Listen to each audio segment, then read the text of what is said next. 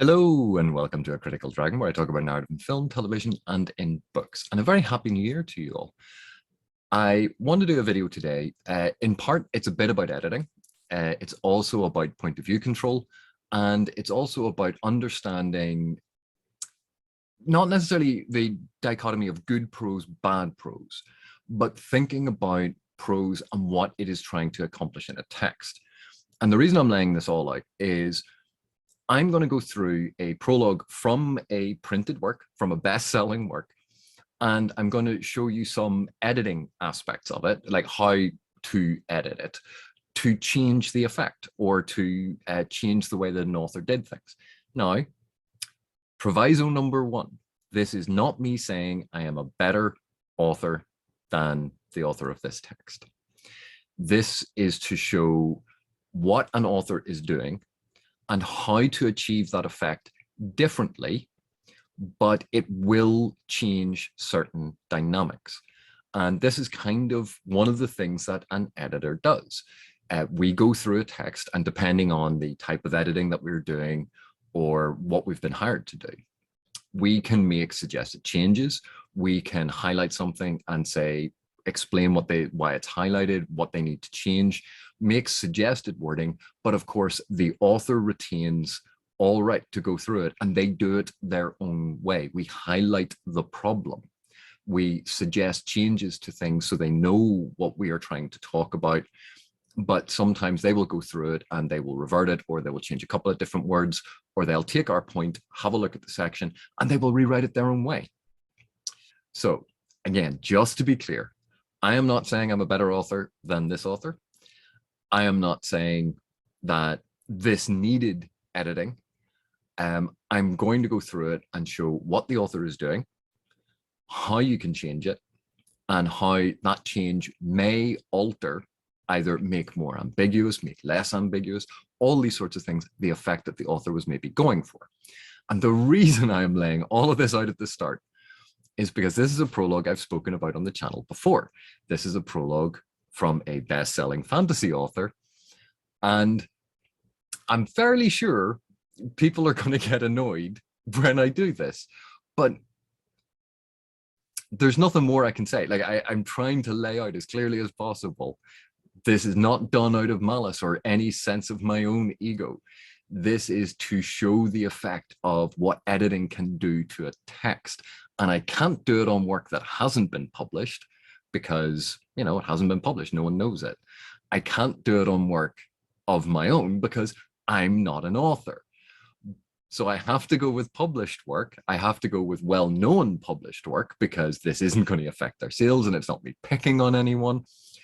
And I want to show you what you can actually do with editing.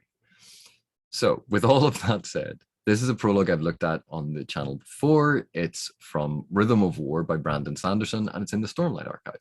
Now, it's only the first section of the prologue I'm going through. This will not spoil any of the Stormlight Archive for you, but I hope it will show what Sanderson is actually doing with his writing, as well as different ways he could have done it and what those effects were. So this is the prologue to Brandon Sanderson's The Rhythm of War, and this is the text, and I'm going to add in just a couple of additional breaks, and you'll probably hear my keyboard in the background as I do this, because I'm doing it live. I'm talking to you as I am trying to edit this.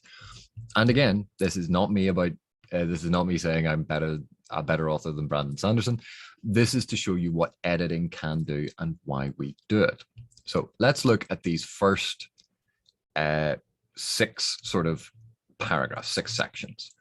Of course, the Parshendi wanted to play their drums. Of course, Gavilar had told them they could. And of course, he hadn't thought to warn Navani.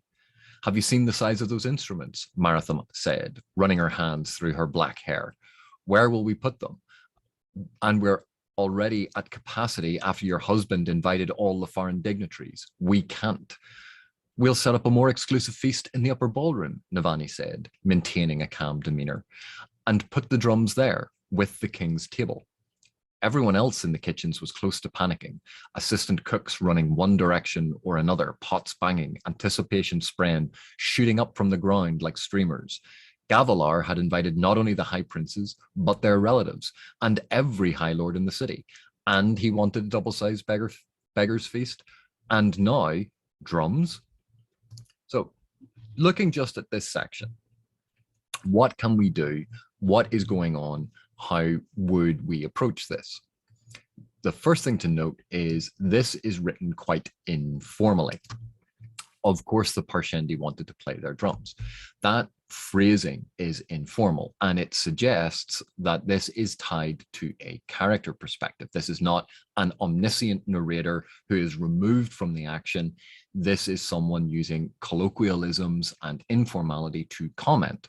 Therefore, the natural assumption is that this is going to be a close third person, either semi-omniscient, allowing us to dip into the character's head, or entirely limited, where we are just on their shoulder, just depending on how the author wants to do their limited POV. And scrolling down through this, we can see there is the inclusion of italics down in this section, showing Navani's internal monologue. Therefore, it's a close third, it's a third person perspective, character focused, but we can dip in and out of the character's head. That's what Sanderson is doing here. It's not strictly third person limited because we're going into the character's head. So there's a level of omniscience. The narrative perspective can dip into the character's head, but it is focused on one character. And we also know, as we trace through this prologue, that Navani is the character who we are following. So that's how we know it is Navani's perspective.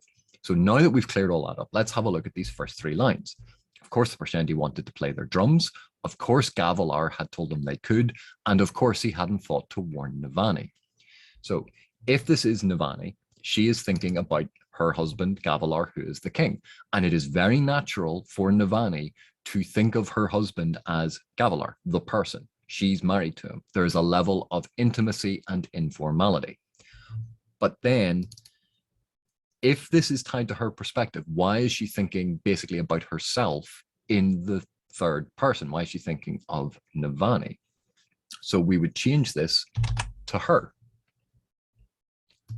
because this is from Navani's perspective. Then Navani is accosted. She is interrupted in whatever she is doing by a servant, by the palace organizer, Marathon. But Marathon addresses her, comes straight up to her and addresses her saying, "Have you seen the size of those instruments?" Marathon said, running her hands through her black hair. "Where will we put them?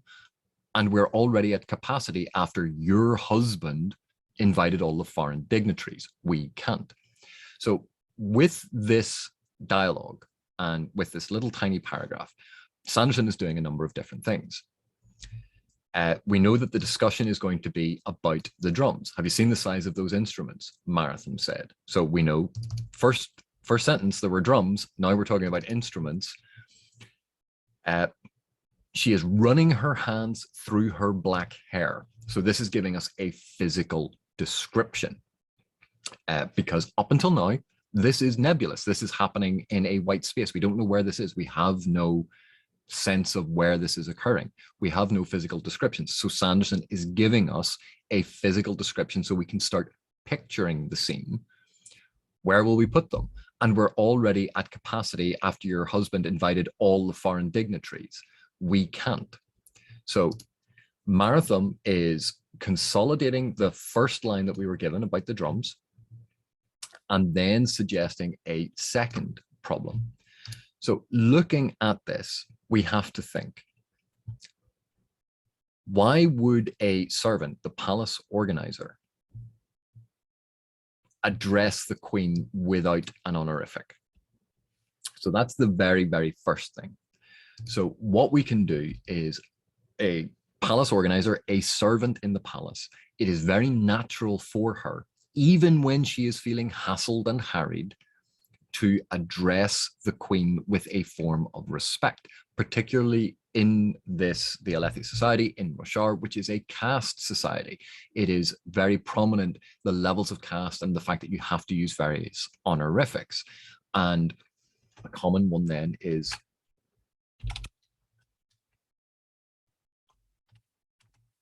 brightness.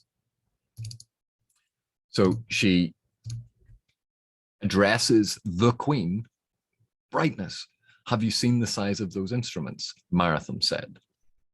So why do we have Marathon said? Because obviously this is to draw a distinction between Marathon talking and Navani talking. And one of the things that we have now changed is because we removed Navani, the word Navani here, we now need to set up who is speaking to whom.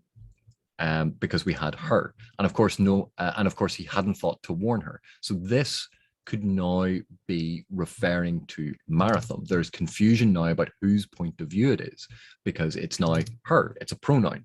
And then the first person to speak is Marathon, running her hands through her black hair. So there's now an implication that Marathon is the point of view character, but we don't want that. So what we can do is we close off that dialogue tag, take a new break,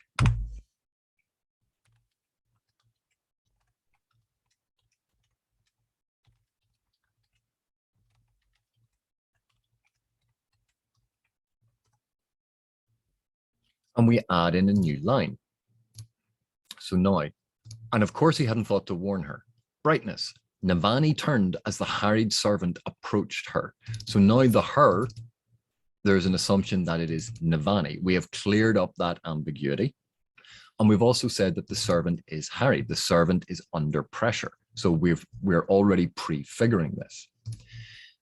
In this section then, why is a servant speaking to the queen referring to Gavilar, the king, as your husband? She's speaking to the queen. This is a person much higher up in society.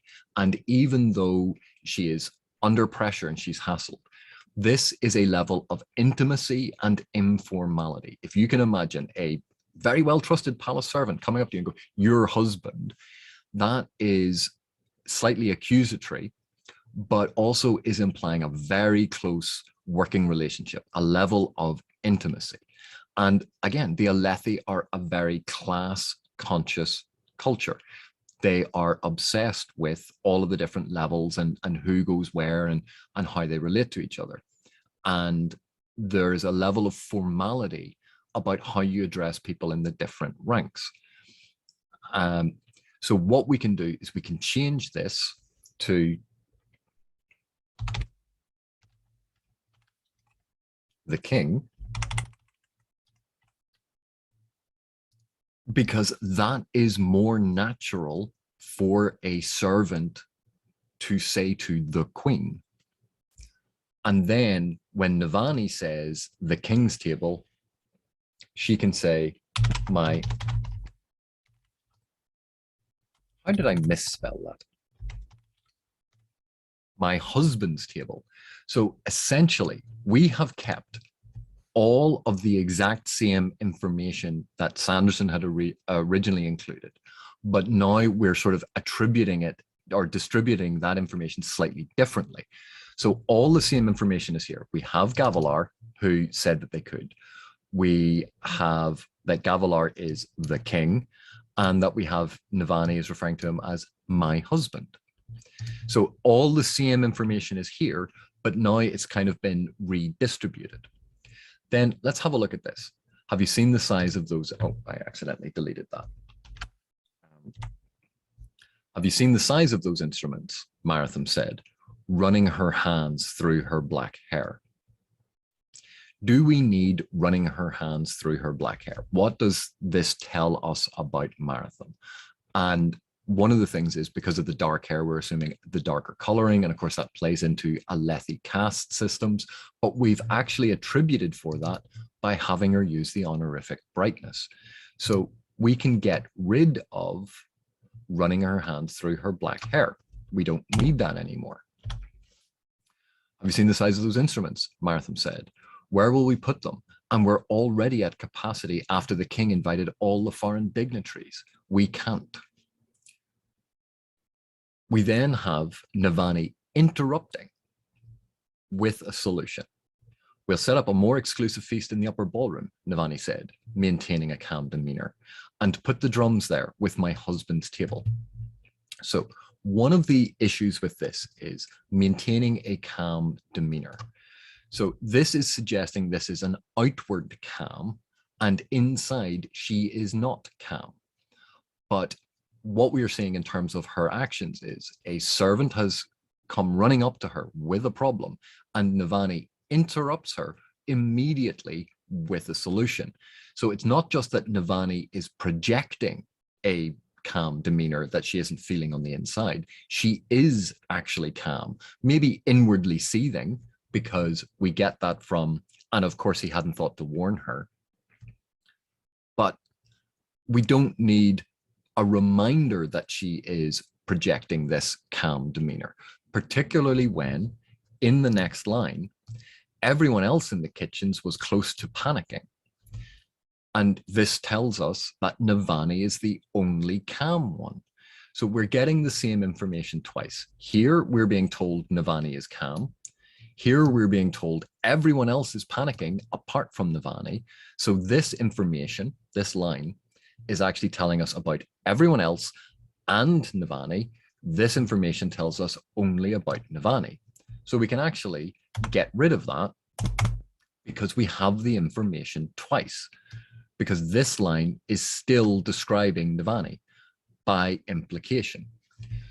But what we have now done is we have introduced a level of ambiguity into the text. We've made this information by implication instead of directly stating it. Instead of directly telling the reader that Navani is calm, we are now implying to the reader that Navani is calm. And if you want to make your text as accessible as possible, to reduce the level of literacy and literary interpretation and appreciation skills necessary to read and understand your text, you tell more than you show. But this is showing more than you are telling. And that's kind of what we mean. It's a spectrum of moving between these two things. So we have now made this slightly more ambiguous, but it is still very straightforward. It is still trusting that the reader will pick up on the fact that everyone else in the kitchens was close to panicking. And by implication, Navani is not. But that's why that previous line was there. It was directly stating that Navani was calm, but we don't need that because it is included in that line. So looking at this now, of course the Parshendi wanted to play their drums. Of course Gavilar had told them they could. And of course he hadn't thought to warn her. Brightness. Navani turned as the harried servant approached her. Have you seen the size of those instruments? And where will we put them? We're already at capacity after the king invited all the foreign dignitaries. We can't. So if you notice, what I did was I actually excised Marathon said. Because if we do that, what have we lost? We've lost the name Marathon. Do we need it here? And this is one of those things. You introduce the name of the person talking very early on so that the reader knows. But if we look, someone speaks separate on a separate line. Navani has an action, thereby implying that the next line is going to be the person that spoke, if it is a dialogue between two people.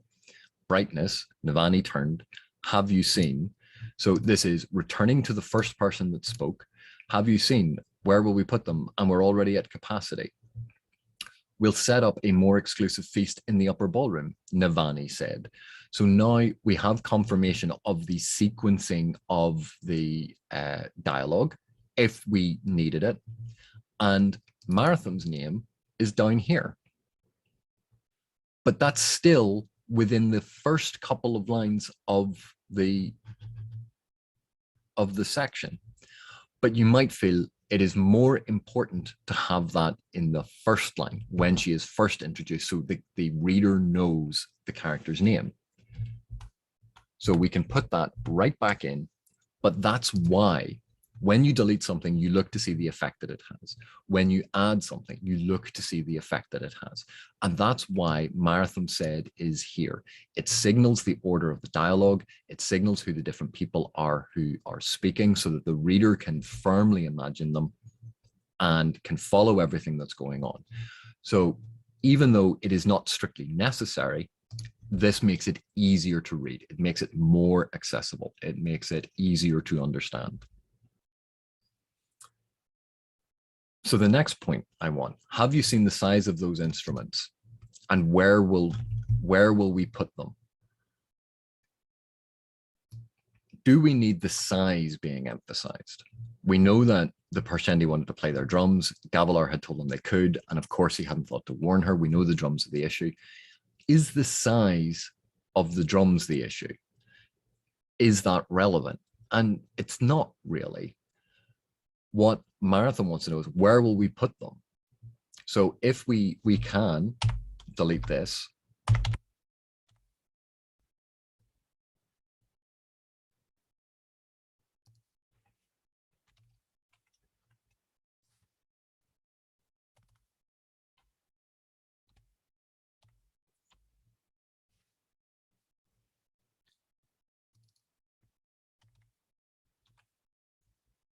if we change it brightness, Navani turned as the harried servant approached her. Marathon said, where will we put these drums? We're already at capacity after the king invited all the foreign dignitaries. We can't.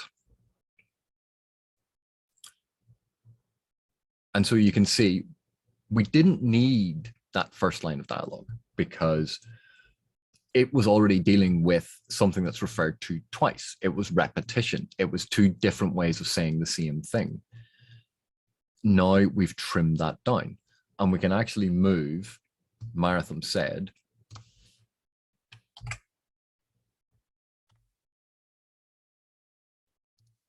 to here. So we have the natural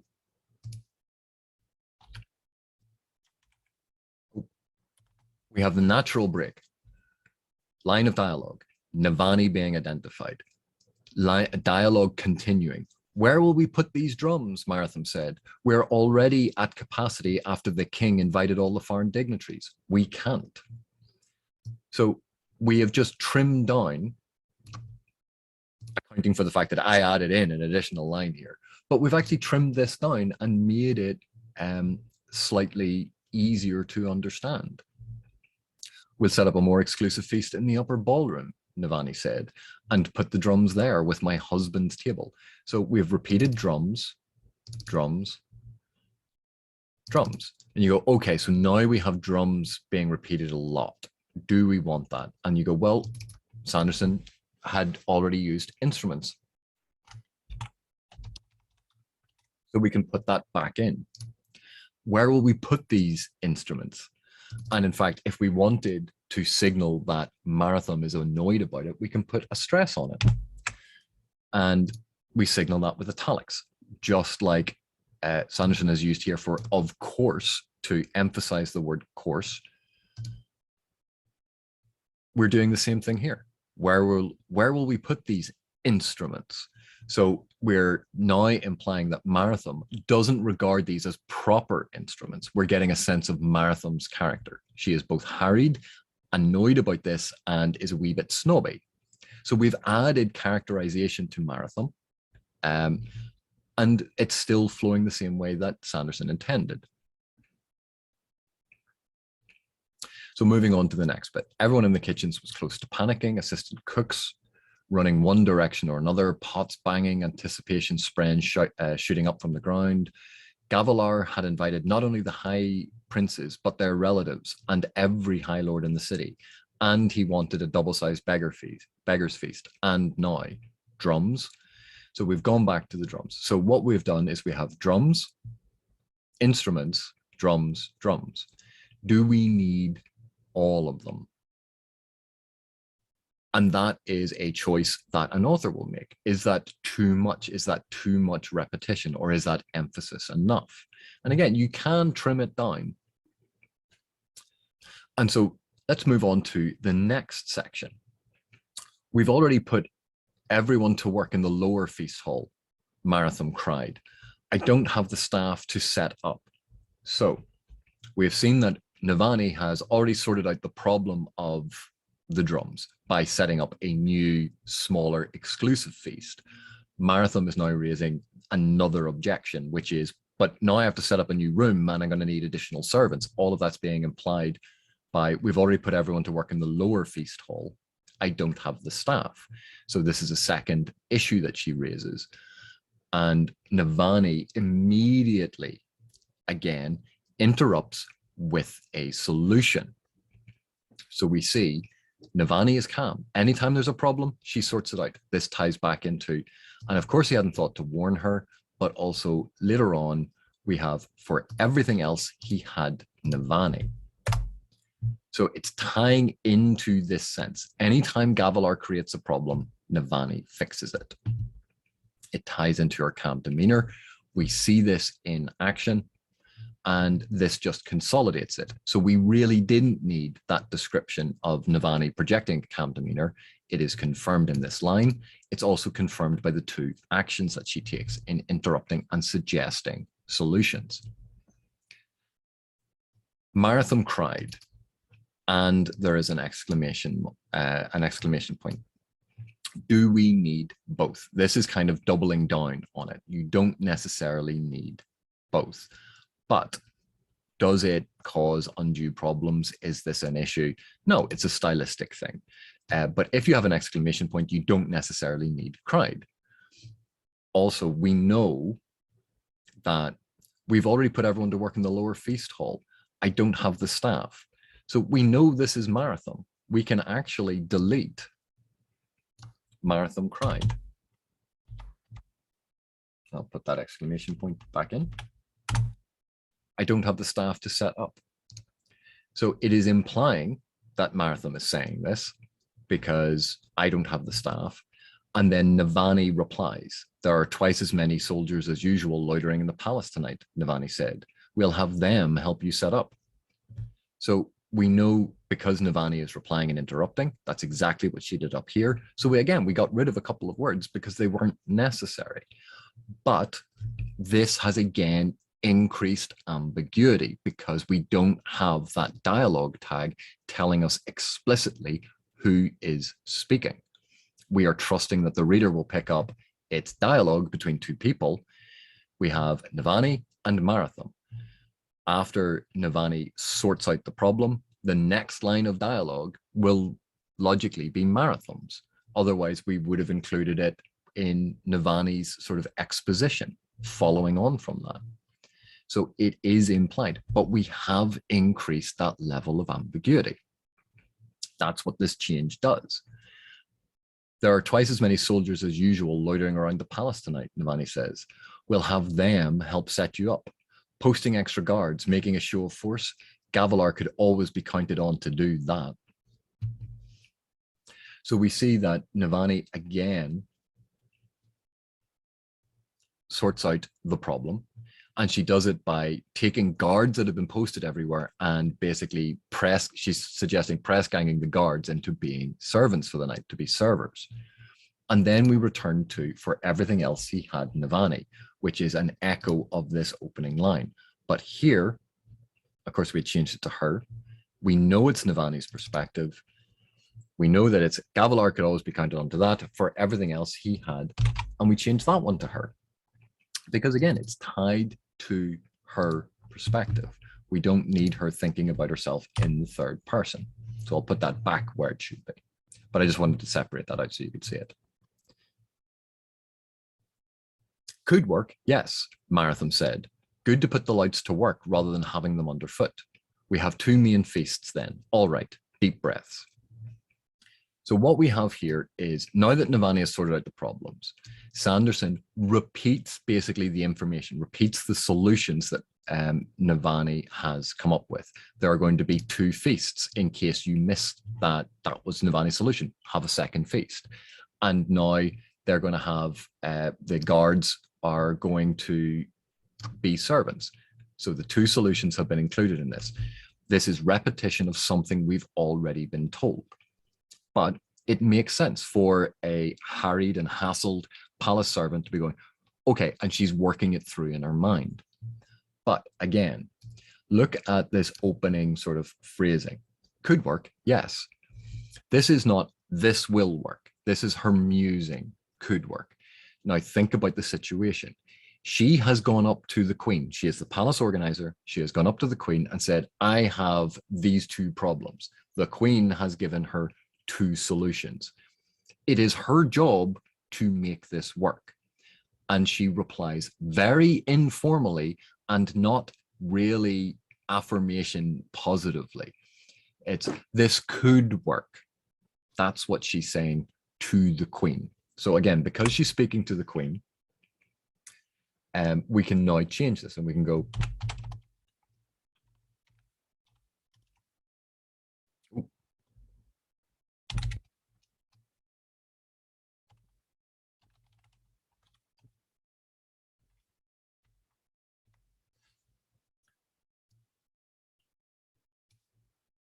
And now we have the palace servant agreeing with the queen. Of course, brightness. She's received her marching orders from the queen. So she acknowledges the marching orders. She again gives the honorific. So we're emphasizing the caste society. We're emphasizing this formal relationship, that it is not informal and intimate between friends gossiping about each other's husbands. This is an employer-employee, queen servant. Even if she is a high-ranking servant, taking liberties, particularly as they are standing in public in front of other staff, because we know they are in the kitchen. Everyone else in the kitchens was close to panicking. This is a senior servant addressing the queen in front of witnesses. So emphasizing the formality that would have been drummed into her in a strict caste society like this, the protocols that are necessary. She would never forget, no matter how stressed she was, that, you know, she has to address the queen with respect, particularly when there are other people around. Now, if no one else could hear them, if they were in private somewhere, then maybe we would have a very different exchange. But this is in public. So public propriety has to be observed. So we have, of course, brightness.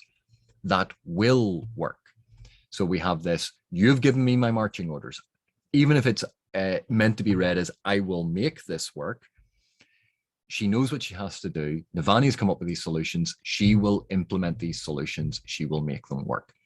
So that's why that change is kind of there. It ties more into who the character is, who Marathon is. So it gives you an element of her characterization, her formal regard for the queen. It emphasizes the world building, this caste society. It emphasizes stuff about Navani, who Navani is and what she expects. Because again, brightness is not the most formal way to address an Alethi noble. It's a common way to address an Alethi noble. She could be referred to, you know, your highness, your majesty, because she is queen, and therefore at the very, very top. So brightness is actually a step down from that. It is a slight level of informality. So we're doing both here. We're implying a good working relationship, but also a level of formality that is appropriate to a servant speaking to their social better. Now, so let's move on to the next bit. All right, deep breaths. This is a very modern phrase. This is a very modern idiom. All right, deep breaths. This is something that would be easily understood by the readership, but feels slightly out of place for the Alethi society in Roshar. This is not fantasy language. This is modern American vernacular. Deep breaths. So what we could suggest here is either highlight it and suggest that this be formalized, or that this be rewritten with a look to what expressions the Alethi commonly use. If there is a god that they would invoke, to invoke calm, that sort of thing. But we know that Marathon has been eased. But we see that with that first sentence. Of course, brightness, that will work, yes. Marathon has conceded that this sorts out her problem. So you could have Marathon said, releasing a pent up breath, or so that does the same thing. We've tied it to, she has said something, we know who said it, and we've given an action. Then we have good to put those lights to work rather than having them underfoot. We have two main feasts then, all right. So we can get rid of that.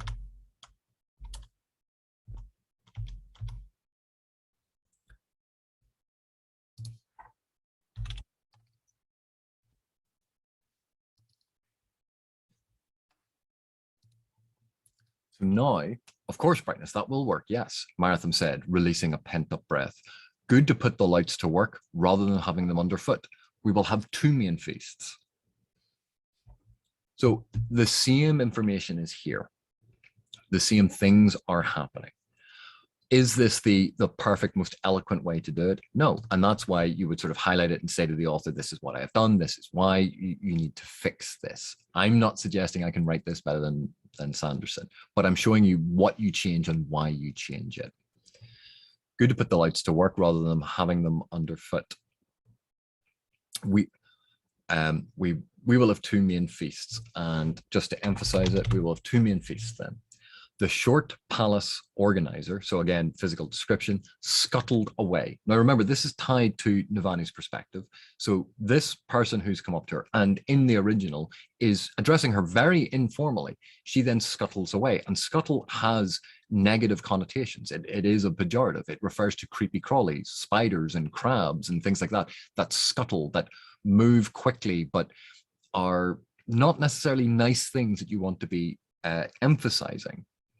So we could change this to something that, again, has similar connotations about the movement, the skittering movement, but is slightly less pejorative and more to do with being harried and more to do with being under pressure and kind of moving quickly.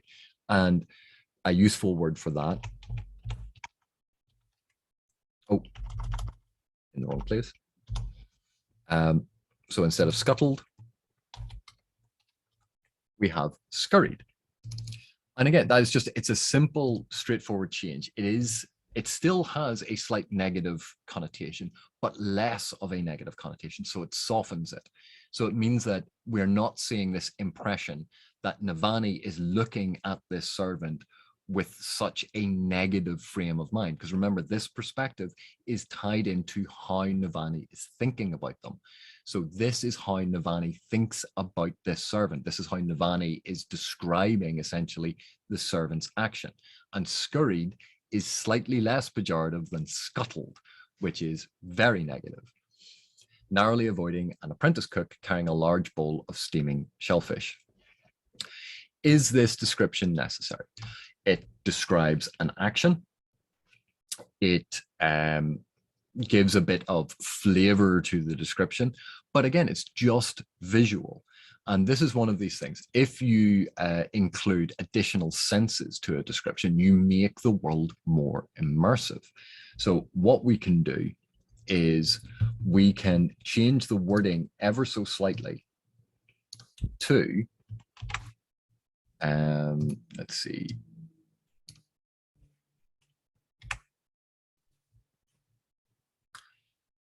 so we have now changed it to the short palace organizer scurried away.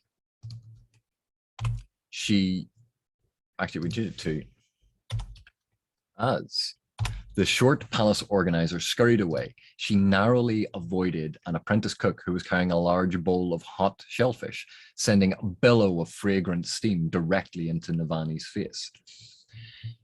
Why would I do this? Potentially because what we have done is, as the palace organizer leaves, we are now tying it back into affecting Navani. So she's been brought back into the action. The action has relevance for Navani, and the hot shellfish now has a billow of fragrant steam. So at least implying a sense of smell, that this big waft of steam has gone up into Navani's face. So it's creating slightly more action.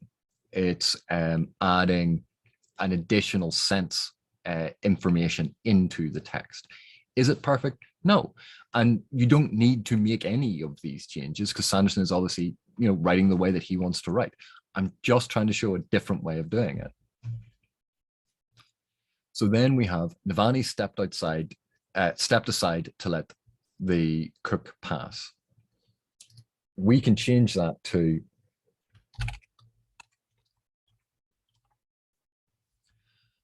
fanning her face, Navani stepped aside to let the cook pass. So what I've done here is, because I've included this connects this paragraph and this action, the fragrant steam, directly into her face. It connects the action to the next paragraph, showing that there is continuity of action, that there is a causation, a causal link between the two, and it gives that link of continuity and causation. So that's why you would do something like this. Not necessarily this one, but this is what I'm talking about in terms of causal links between paragraphs. So now the palace organizer has narrowly avoided an apprentice cook. Fanning her face, Navani stepped aside to let the cook pass. So we have nice connection between the two things and slightly more description. But looking at this, the man nodded in thanks. The staff had long since stopped being nervous when she entered the kitchens. She'd made it clear to them that doing their jobs efficiently was recognition enough. We have, he recognizes her in thanks, and then we're told that as long as they do their jobs, they don't need to recognize her, that they don't need to stop what they're doing and all this sort of thing. She'd made it clear to them that doing their jobs efficiently was recognition enough for her, because that clears up any ambiguity about what is going on here, that they don't need to recognize her. But there is still a contradiction here. He nodded in thanks. And she'd made it clear that doing their jobs efficiently was recognition enough for her. So he doesn't formally recognize her, it's informal. So because Sanderson is all about trying to create accessibility with nothing implied and no ambiguity, how can we do that? The man nodded in thanks.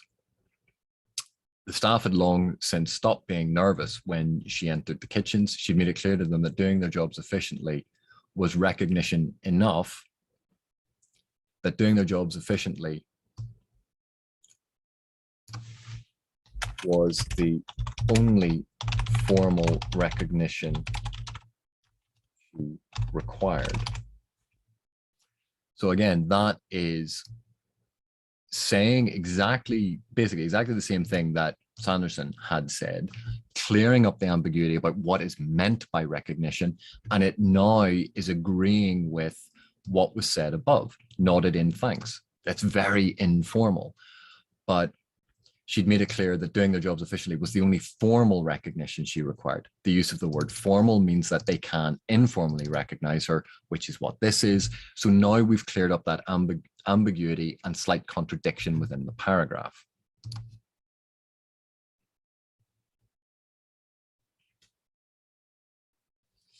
So now we're just getting down to the last couple of paragraphs that I'm going to use for this example. Despite the underlying tension, they seem to have things well in hand now. Now, there's an issue here. Despite the underlying tension, they seem to have things well in hand now. No time has passed since she gave the order. Everyone else in the kitchens was close to panicking. Marathon has not done anything. Marathon has just left. So despite the underlying tension, they seem to have things well in hand now. That doesn't actually make sense. That is implying a leap of time that hasn't happened yet. So what we can do, despite the underlying tension,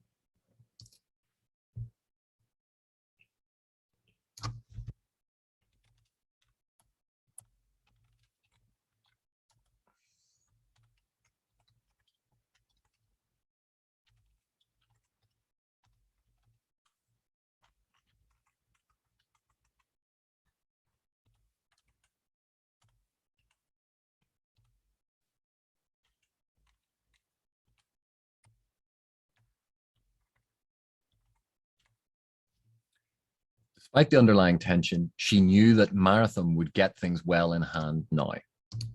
So you can see this is implying that Marathon is now going to do the things, has not already done them. The tension is still there, but it will be resolved. There aren't any problems. So it's just changing that ever so slightly so that the actions now acknowledge the passage of time required for Marathon to enact her orders. She knew that Marathon, I'll just ignore all, would get things well in hand now. Though there had been a scare earlier when they'd found worms in 3 barrels of grain. Thankfully, Bright Lord Amaram had stores for his men, and Navani had been able to pry them out of his grip. For now, with the extra cooks they'd borrowed from the monastery, they might actually be able to feed all the people Gavilar had invited. So again, she's referring to the king, Gavilar, as Gavilar. It's an intimate relationship. They're married. That makes perfect sense. That is entirely appropriate. But what is going on here? There had been a scare earlier when they'd found worms in 3 barrels of grain. That is not one of the problems that Sanderson had talked about. Sanderson is introduced in this section. There are new people invited, more people than were expected. The Parshendi have drums. So they needed to sort out servers, a place for them, and food. That's the third thing, because that will correspond to this. We knew that Gavilar had invited a lot of extra people. So what we can do is we can now change this to take account of the problems that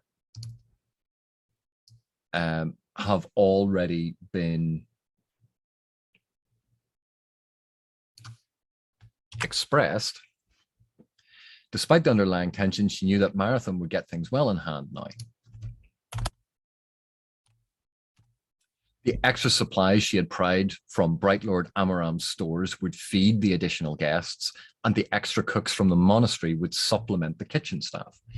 This is the same information that Sanderson had in that paragraph, but it's now tied into the problems that have been expressed to the reader.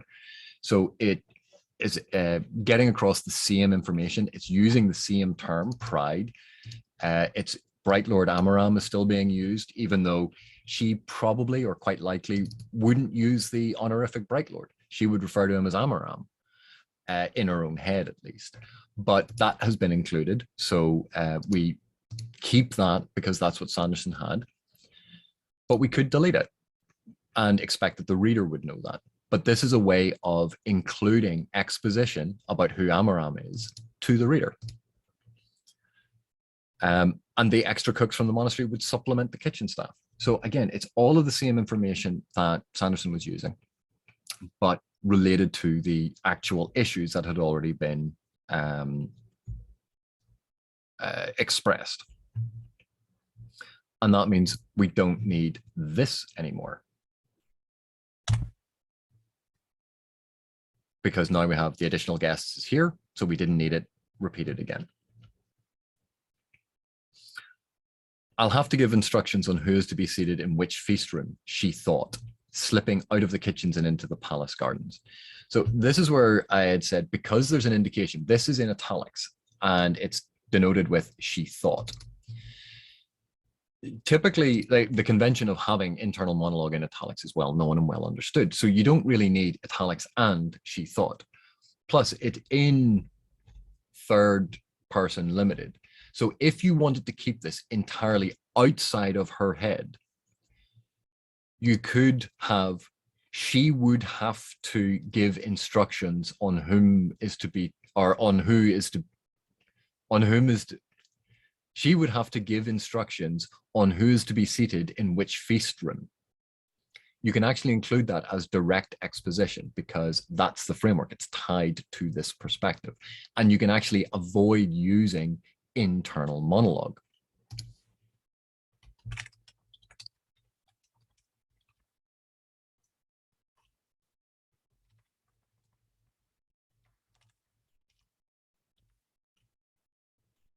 So we can include that and we can get rid of the italics because it just makes it, she would have to give instructions on who's to be seated in which feast room, she thought. So you can keep that if you wanted.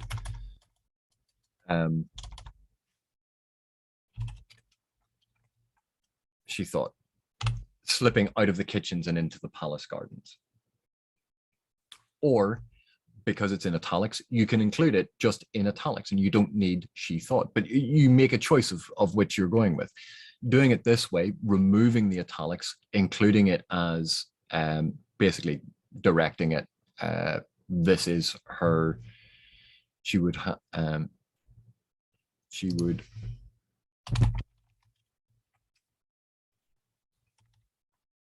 in fact, that makes it even more explicit because the repetition of course fits in with what is here. And then we can get rid of, because she thought is actually quite awkward.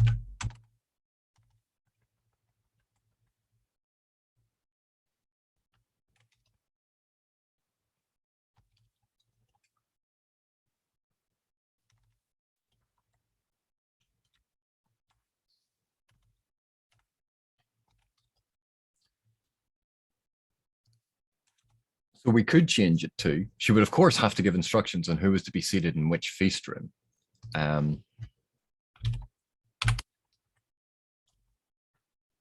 Mara.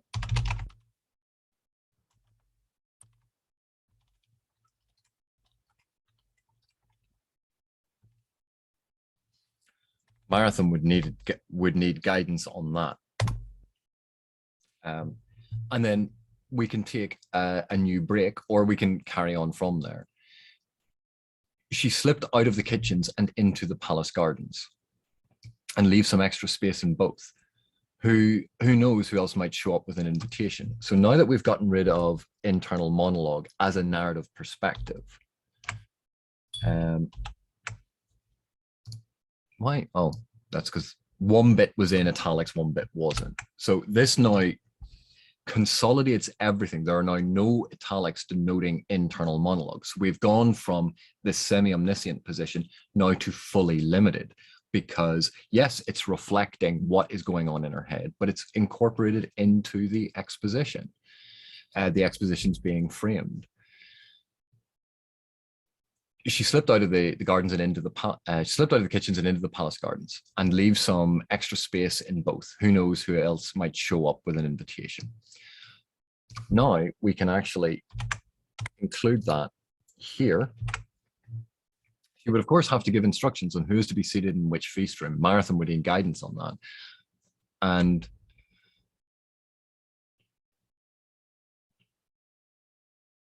leave some space in both. This is quite fragmented, which fits with internal, so we'd maybe need to rewrite this as more formal expositionary language, because this is in sentence fragments. But if you want, we can then actually just have it all internalized.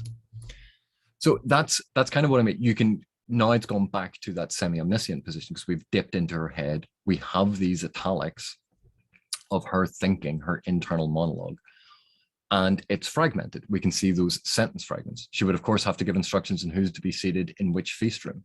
Marathon would need guidance on that and leave some extra space in both. Who knows who else might show up with an invitation.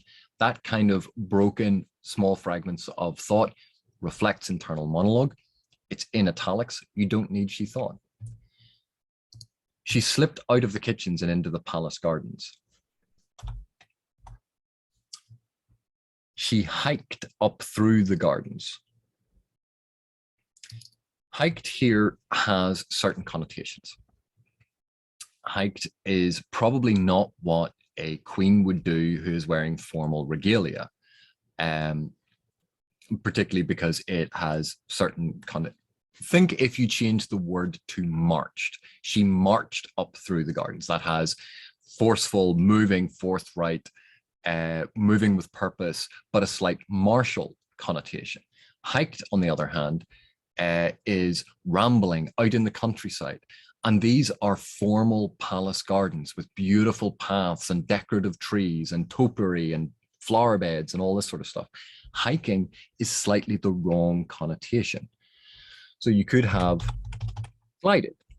Not the best word. This would be one that you would highlight and say, what way do you want this? Hiking is wrong for the character that you're building up, because how she moves is actually a reflection of her character, and hiking is not something Navani does. So this is more reflective of Navani as queen in formal garb, because hiking in formal dress would be very difficult.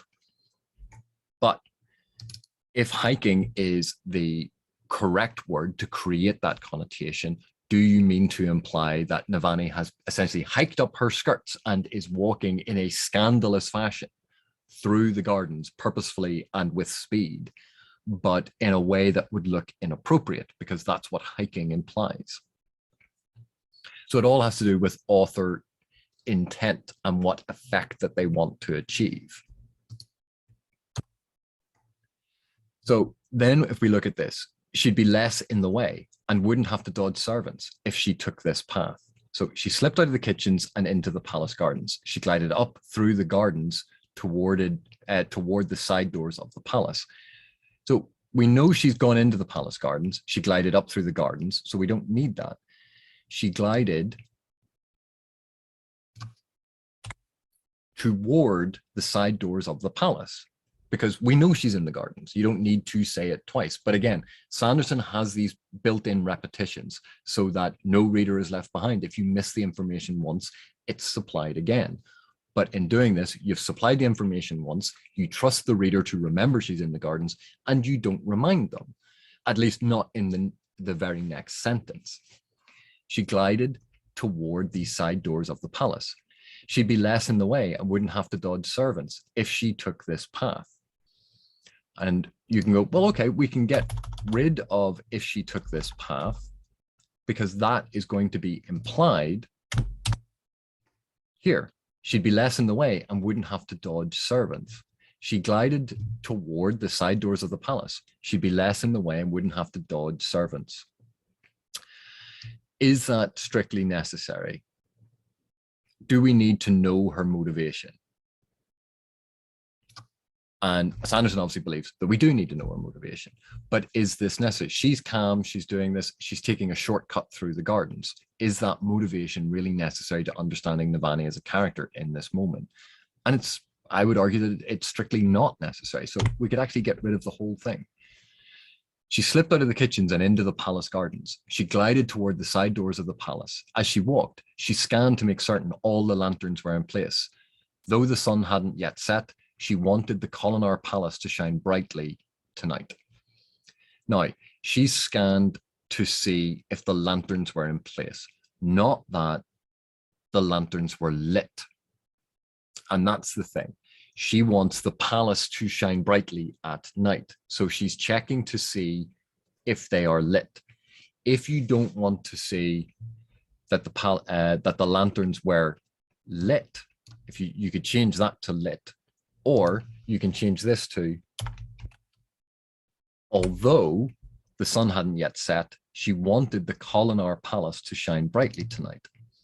And by changing though to although, you are implying that despite the fact that the sun had not set, she is aware of this, and it's implying then that they are lit. But those are the two different ways you can actually reduce the level of ambiguity, changing it to although from though. Wait, was that Aesudan, her daughter-in-law, El-Hokar's wife, standing near the fountains?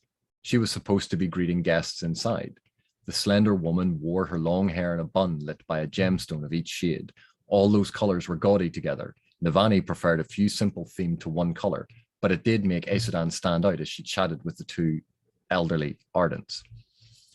Now, what we have here is Navani spotting her daughter-in-law, Aesudan, talking to two Ardents by the fountains. Why would Navani go, wait, is that Aesudan? Who is Aesudan? Aesudan is my daughter-in-law. El-Hokar's wife, my son El-Hokar, is married to Aesudan, who is my daughter-in-law. This is a direct authorial insert into the narrative. This is an info dump. This is narrative information being dumped into the narrative point of view where it is technically inappropriate. Info dumping is a negative way of describing this. This is exposition that is being placed in the narrative that does not belong to that character perspective. So while the effect here is, it is reminding all of the readers who Aes Sedai is. Aes Sedai is Navani's daughter-in-law. Aes Sedai is married to Elhokar. Therefore, the reader also now remembers that Elhokar is Navani's son. So it's setting all of that information up. It's good information. It's necessary information, but it has been dropped into the text from Navani's perspective in a very unnatural way. And again, this is how Sanderson makes sure that the reader always understands things. He adds in this information, but we can do it in a slightly different way. So instead of that, we can write, wait, was that Aes Sedai? What was her daughter-in-law doing out here? She was meant to be greeting guests inside with Elhokar, and here she was talking with some elderly Ardents. So that has covered all of the information that was previously there, but reframed it from Navani's perspective. It's not the most elegant solution, but it is in keeping with exactly the information that Sanderson had introduced at this point. Now, if you're familiar with this prologue, there's actually further development because Aes Sedai and Navani speak about Elhokar had left her there and what was your son doing. All of that is reconfirmed multiple times further on down. So it's not that this is the only opportunity to give this information. But then we have, the slender woman wore her hair in a bun lit by a gemstone of each shade. All those colors were gaudy together. Navani preferred a few simple stones themed to one color, but it did make Aes Sedai stand out as she chattered with the two elderly Ardents. Now, obviously, we've included the Ardents bit here.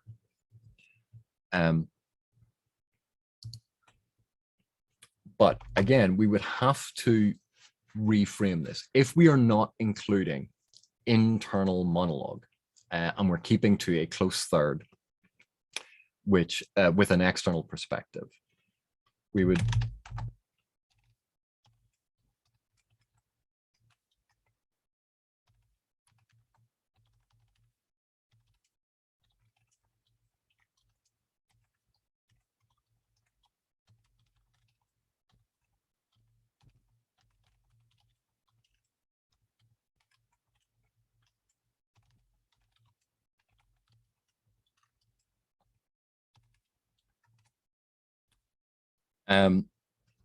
this does basically exactly the same thing.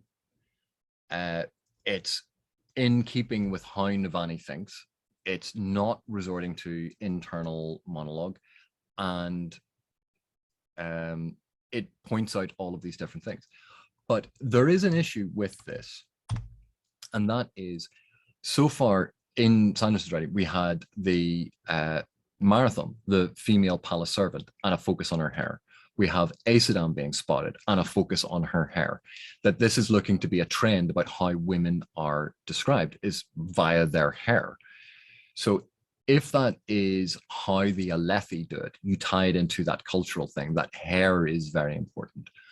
But if it's not, then you look at the first female character was described by looking at her hair. Now the second female character is being described by looking at her hair first. If the next female character is done that way, then you're noticing a trend that you always sort of describe the characters from their hair downwards. And it makes sense when you're looking across at someone, you see, their face first, and, then your eye would drift down them.